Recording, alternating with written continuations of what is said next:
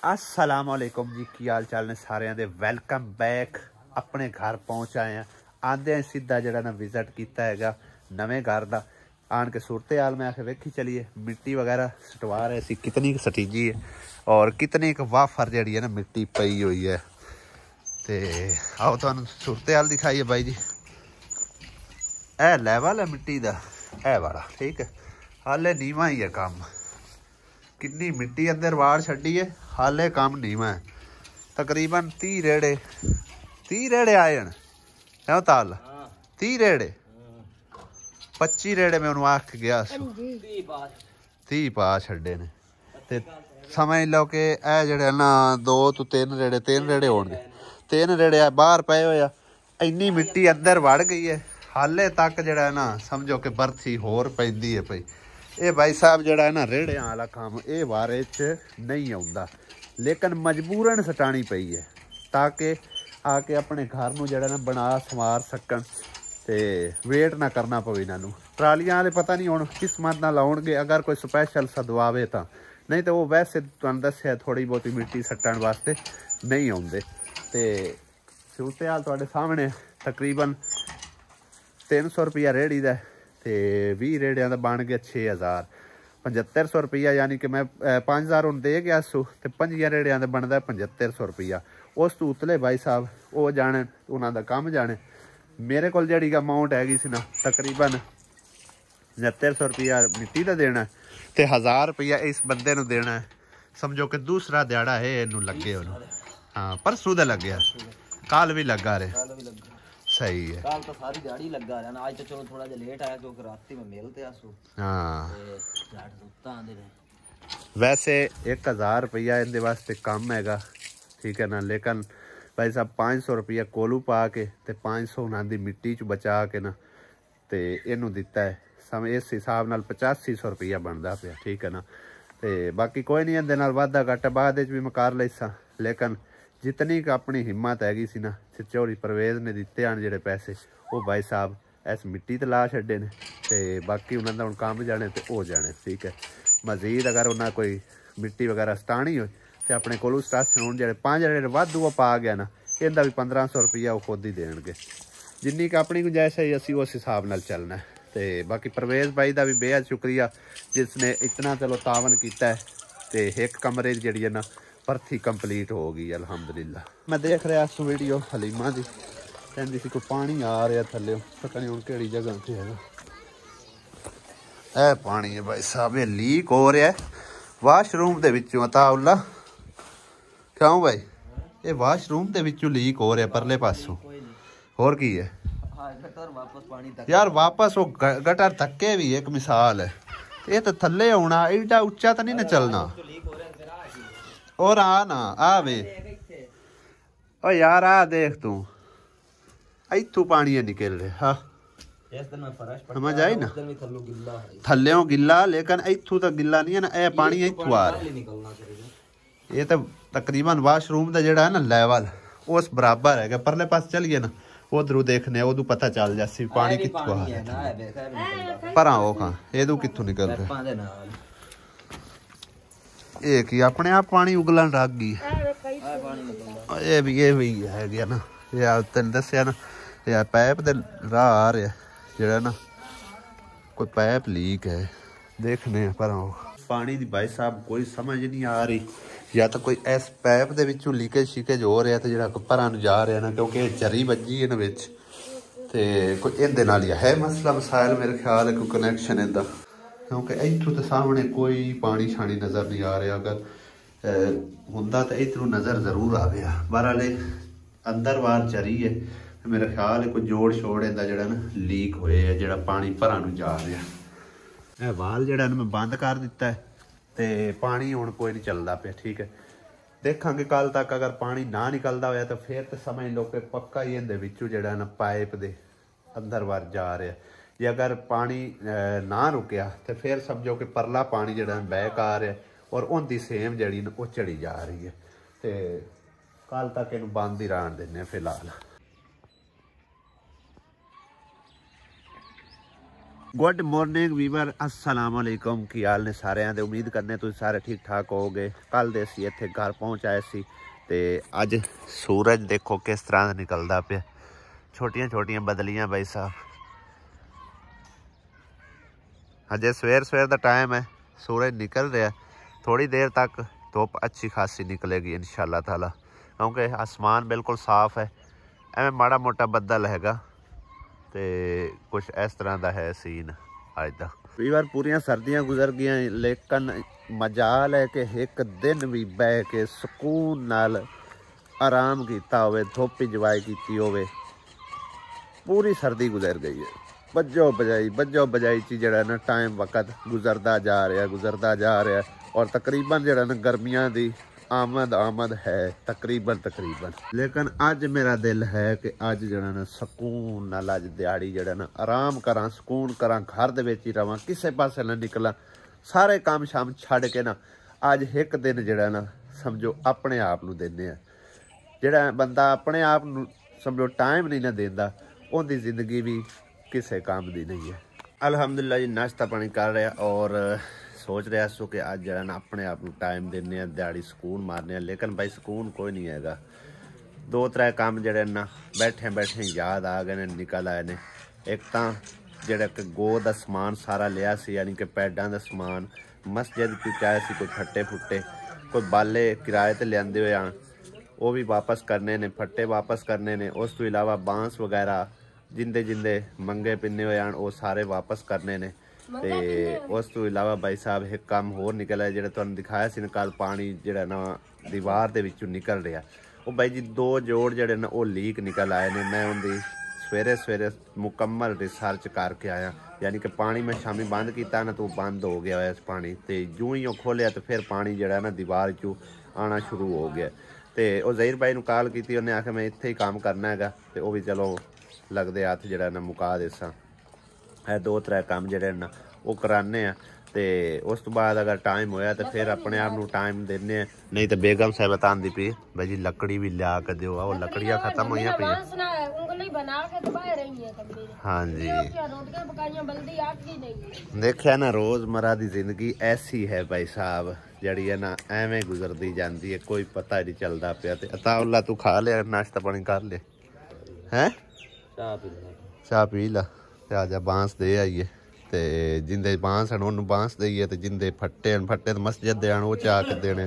ते किराए ते बाले लियांदे होए देना है, सारी गल है। हाँ 20 रुपये फट्टे का किराया है। जिन्ने दिन नहीं हो गए दिनों का हिसाब ला रही सा ना, उस हिसाब नाल फिर किराया देने। बालियां दा भी किराया पैना, 3 बाले किराए ते लैंदे होन, वो भी वापस करने। उन्होंने जो किराया बनया वो भी देना। 10 रुपये बाले का किराया। हाँ 30 रुपये रोज़ दे। आज तकरीबन किन्ने दिहाड़े हो गए ने? 20 दिहाड़े तो कम अज कम हो गए होंगे।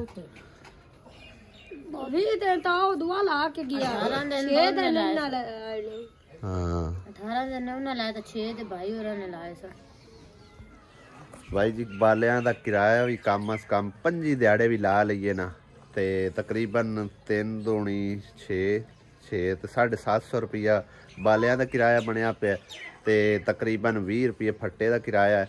तो उस हिसाब नाल 20 दिहाड़े तकरीबन 20 दिहाड़ियां तो ज़्यादा टाइम गुजर गया। बहरहाल असी जड़ा ना सारा हिसाब किताब करके ना वो अज जड़ा ना मुकम्मल करना। बालियां का भी किराया देने, फट्टियां का भी। बांस तो चलो किसी को असी वैसे ही आन के ना मंग मुंग के लै आंदे होए। कल एक बांस जड़ा गवांढियां दा सी वो दे आया सू, बाकी 2 बांस कहंदे उन्होंने वापस करते।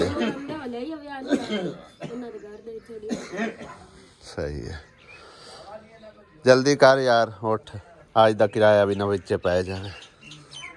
अताउल्ला एक कमेंट आया अनीसा खान दा, अनीसा खान, ये बाद खोली होंदा पहले रिप्लाई दे ला। वो कहते कि भाई अपनी भाबियां दे जेड़े हैं ना आपस से सुलह करा, ते जेड़ी यानी कि ना तेरे भाई दे ससुराल आले ने उन्होंने जो भी रंजिश चल रही ना, उन्होंने आपस से सुलह करवा, अल्लाह अजर देसी।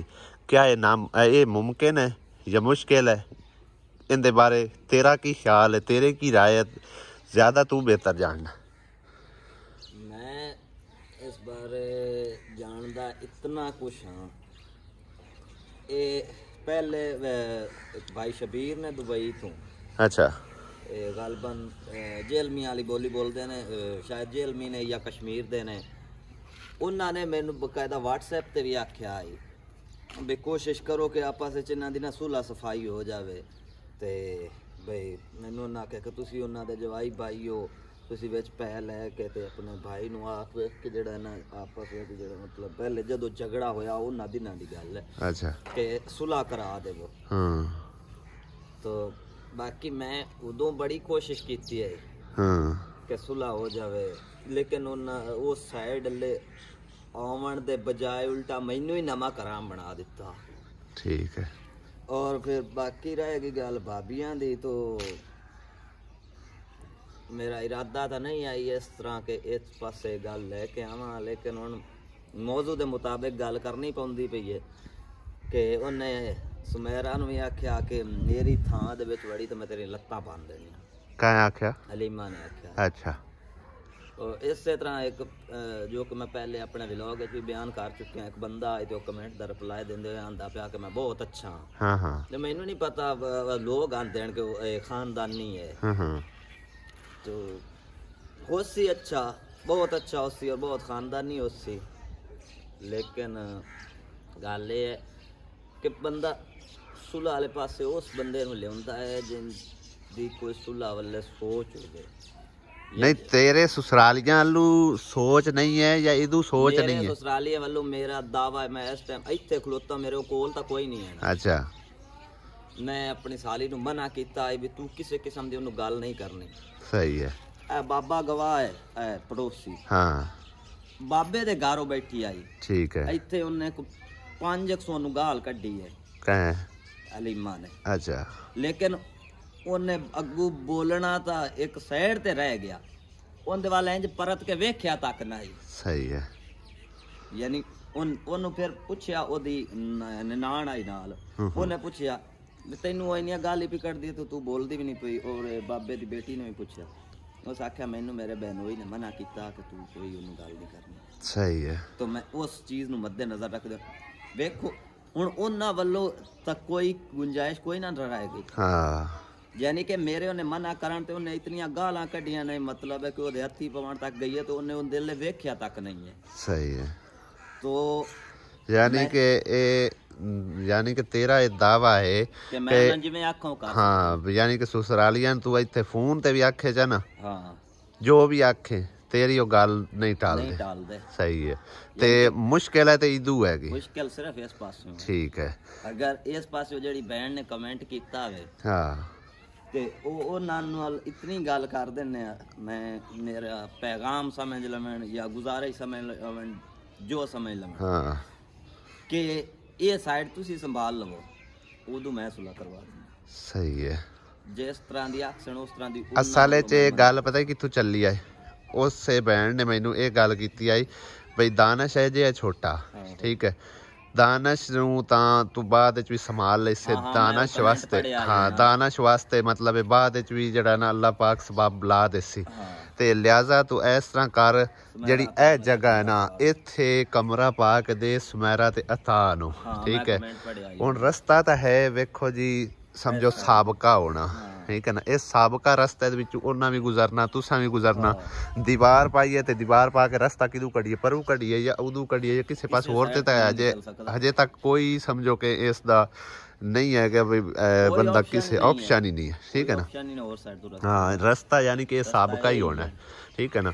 तो लिहाजा मैं उन्होंने दसिया मैं आखे भी मैं तो इन्हों कमरा पा के दे छड्डा, ये घर दे छड्डा, लेकिन इनांती आपस जदों एक दूसरे नूं वेख के नहीं राजी है, इस तरह दुश्मनी भी अल्लाह माफी देवे जिस तरह के कोई एक दूसरे दे कतल कर छड्डे ठीक है ना।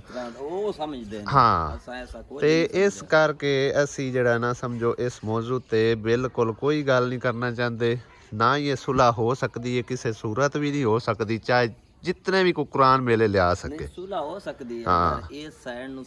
ये साइड भाई नहीं संभली जाती, ठीक है ना। ये साइड थोड़ी डाढ़ी है, ये साइड नसी नहीं संभाल सकते, ना ही कोई होर संभाल सकता है। वेख के तो समझो कि ना एक जी सुलह सफाई है ना, ये समझो कि इतफाक बहुत बरकत है। लेकिन गल ये है कि इतफाक भी बंदा वो रखता है जेड़ा कोई इस चीज नू समझे। हाँ जी गल हाँ, लिहाजा असी नहीं मतलब इस मौजू ते गल कोई भी छेड़ना चाहते। हुण इत्थे सानू भी काफ़ी सारे कमेंटां च जेड़ा समझो ना लोगों ने काफ़ी आखना वेखना भी तुसी मतलब मामला दबा भी सकते हो, कर भी सकते हो। लेकिन जो ज़्यादा कमेंट्स वगैरह आते हैं सानू बकायदा व्हाट्सएप ते कॉलां मैसेज आते हैं, उस टाइम फिर रिप्लाई देना भी पैंदा है। कितना का मामला दबाइए कितना संभालीए, चढ़े चंद लुके तो कदी नहीं है ना, ठीक है ना। इस करके इस मौजू नू जड़ा ना बिल्कुल ठप करने अज तो बाद गल ये है कि मैं सारे भैन भाइयों को गुजारिश करना कि ये मामला जड़ा ना ठीक होने वाला नहीं है, ना ये हो सकता है, मुश्किल ही नहीं है, नामुमकिन भी है, ठीक है ना। एक इंसान जड़ा है ना वो पत्थर दिल है, उन्होंने चाहे हथौड़े मार लो चाहे जो टुट जासी, लेकिन उसने पिघलना कोई नहीं है, ठीक है ना। लिहाजा इस मौजू नू बंद करने हैं भाई जी, तो ना ये सुलह सफाई हो सकती, किसी सूरत नहीं हो सकती है। तो असी भी नहीं अज तो बाद टॉपिक छेड़ते, तो हो सके तो तुसी भी मतलब इस ते थोड़ा जिहा कंट्रोल रखा है, ठीक है ना। जो भी है जिस तरह भी है इस मामले नू जिवें चलदा पिया उंजे ही चलन दो, ना छेड़ते हैं ना हलाइने हैं ना कुछ, कोई सब गोल तो ना ही फरोल, बस चुप ही चंगी है। 100 एक चुप तो 100 सुख, ठीक है। तो ताला खोलो फट्टे कढ़िए ले चलिए दे आइए, काफ़ी टाइम गुफ्तगू कर ली इस मौजू ते। हाँ इस लड़ाई का थोड़ा जहा मोड़ दसते चलिए कि लड़ाई शुरू कित्थों हुई है। भाई साहब ने बनाई हुई है जी लेबर, ठीक है। उस लेबर की टीम का मैंबर इनकी जी है ना बाई की साली भी हैगी सी। जिस तरह का लेबर बनी होती है 2 बंदे 4 बंदे जितनी भी टीम मैंबर हैं उन्होंने टीम मैंबर के शामिल है। और काम कार के सिलसिले भाई जी हर टीम का बंदा जो ना कॉल करता रहता है, कॉल करे मैसेज करे या आंदे जांदे नूं सनेहा दे छड़े। और ये समझो कि ना वो जिस टाइम बेरोज़गारी होंदी है ना तो घर च फाके होंदे उस टाइम उन्होंने काम यही होंदा है कॉल करके पूछना ठेकेदार नूं भाई हाँ भाई कोई काम लभ्या नहीं लभ्या, इस सिलसिले कॉल शाल हो जाती है। तो वो भाई शक की बुनियाद पर जरा ना थोड़ा जहा मामला उलट पुलट हो गया। वजह सारी यह बनी आई वो मतलब कॉल दे करती आई अपने काम के सिलसिले कोई अल्लाह माफ़ी दे कोई वो पैड़ चंग वाली गल नहीं आई, लेकिन वो थोड़ा जिहा उन्होंने जरा ना शक की बुनियाद पर लैके टोरिया गया। और ये मामला जरा ना काफ़ी हद तक जरा ना समझो काफ़ी हाई लैवल ते चला गया। और हलीमा ने 1-2 दफ़ा समझो कि पहले भी उनके नाल मार पीट की हुई है। तो उस मामले मतलब है कि असी तो काफ़ी कोशिश की है भी सीधे पद्धरे करिए, बड़ी कोशिश की है। वो पासा लिफ जाता है, वो आंदा असी हर टाइम अमन चाहते हैं, मतलब है कि असी अमन चाहते हैं। साडे नाल आंदे जांदे वक्त मतलब है कि असी एक टाइम रस्ते साडा आमना सामना हो जाता है, असी माड़े हैं, असी अमन चाहते हैं, इस पासों ही अमन कराओ। लेकिन भाई जी नहीं अमन होंदा की करिए, ठीक है ना।